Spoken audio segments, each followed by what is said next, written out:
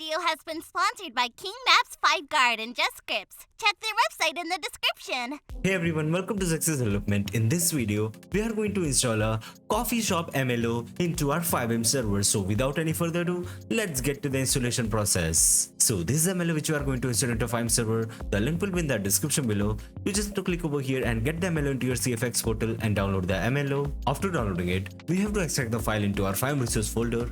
So I'll be extracting it over here. Just like this. So that's it for the installation part. Now let's start the server. So this is the MLO which we have installed into our FiveM server, and this is the location in the map over here. Now let's get inside the cafe.